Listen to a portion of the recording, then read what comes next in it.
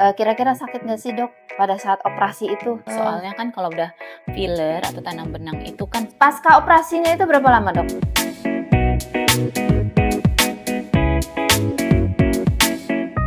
Halo, assalamualaikum warahmatullahi wabarakatuh. Hai Innovers, bertemu dengan saya, dengan Nana.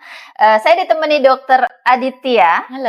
Hari ini kami akan membahas operasi revisi hidung ya, Dok ya? Iya. Kira-kira apa ya yang menurut audiens di luar ini untuk biar tahu kenapa sih harus revisi ya? Dok, gimana nih menurut dokter untuk operasi revisi hidung ini? Kira-kira fungsinya apa sih, Dok? Kalau boleh tahu? Ya namanya juga merevisi ya, kan revisi itu bisa semuanya, bisa karena suatu kegagalan tuh bisa juga karena mungkin dia agak miring, nggak simetris, atau juga jahitannya kebuka lagi Kak, atau juga bentuknya nggak sesuai ya, kayak tadi ya bentuknya nggak sesuai dengan ekspektasi. Mungkin pada saat pertama pinginnya natural aja, tapi ntar kesini tiba-tiba ada model terbaru, kan setiap tahun pasti ada model-model terbaru. Nah itu namanya revisi, itu bisa seperti itu juga. Atau di kita juga sebutan revisi itu bisa juga kalau sudah pernah tindakan treatment sebelumnya. Prosesnya kira-kira bagaimana, Dok? Proses untuk setelah revisi itu apakah ada juga yang saya suka dengar tuh revisi itu juga pernah adanya tanam benang atau filler. Itu termasuk revisi ya, Dok? Iya, kalau di kita tuh masuk semuanya ke revisi. Soalnya kan kalau udah filler atau tanam benang itu kan menghambat penyembuhan ya. Biasanya dia nggak terlalu diserap-serap banget sempurna. Jadi sebaiknya supaya penyembuhannya sempurna itu sebaiknya kalau di kita jatuhnya dikuret. Itu juga jatuhnya ke revisi tapi dengan tindakan kuret. Kuret itu artinya dibersihin. Kuret itu dibersihkan. Jadi nanti pada saat sebelum pasang si implan yang biar tambah mancung, cantik, terus menambah juga kayaknya kalau udah hidung yang dirubah, otomatis wajah juga berubah. Makin cantik ya, Dok ya? Berubah, pastinya berubah. Nomor 1. Makanya kita best seller ya, rhinoplasty itu ya. Rhinoplasty adalah sangat-sangat best seller. Ada pertanyaannya lagi nih, Dok, dari audiens mungkin di luar sana juga pingin tahu. Kira-kira sakit nggak sih, Dok, pada saat operasi itu?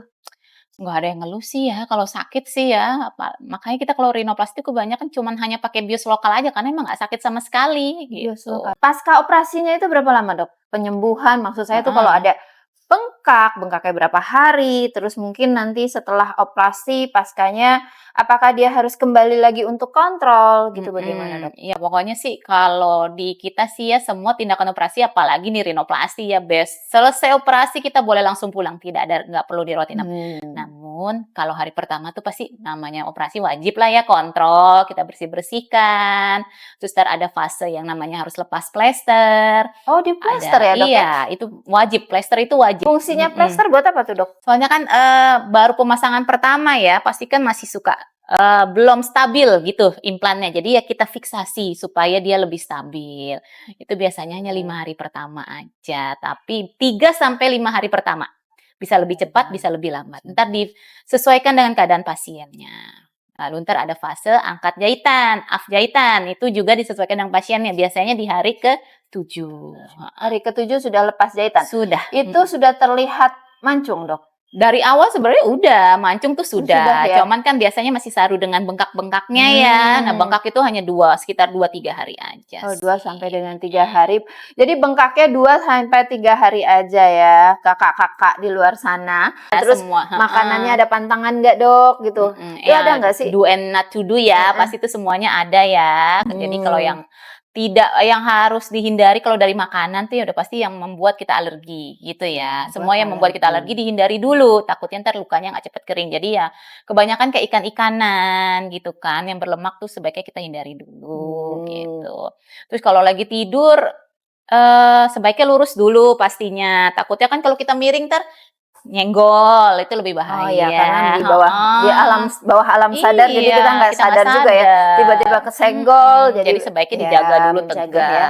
Itu tidak boleh basah pastinya, tidak boleh terlalu sering mengernyitkan dahi, karena kan ujung sama ujung di sini ya. Jadi sini yang harus kita jaga ujungnya, sama tidak boleh terlalu mingkem, sering mingkem-mingkem. Gitu. Pengaruh, Dok?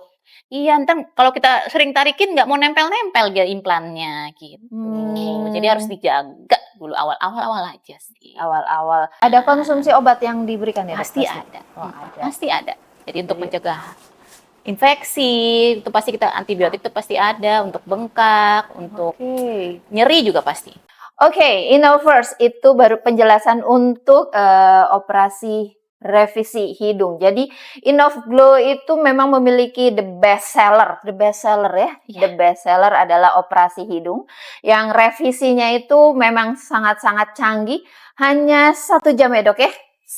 Kurang lebih 1 jam. Kurang lebih 1 jam, hidung Anda sudah mancung, maksimal. Mancung, aduh jadi saya pengen juga nih tambah mancung.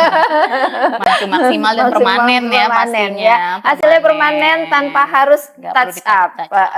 Oke, itu dari kami. Saya penjelasan dokter sudah jelas banget ya. Terima kasih banyak. Semoga kedepannya kita akan menjelaskan hal yang lain ya, Dok ya, dengan beberapa mungkin treatment atau operasi-operasi lain. Nah, nanti kita lihat dari kondisi. Kita bisa jelasin sesuai best seller kita urutannya ya. Urutannya. Dan saya juga mesti cek-cek jadwal dokter dulu. Innovers, thank you.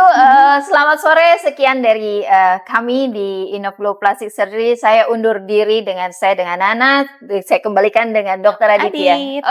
Bye-bye. Assalamualaikum. Assalamualaikum.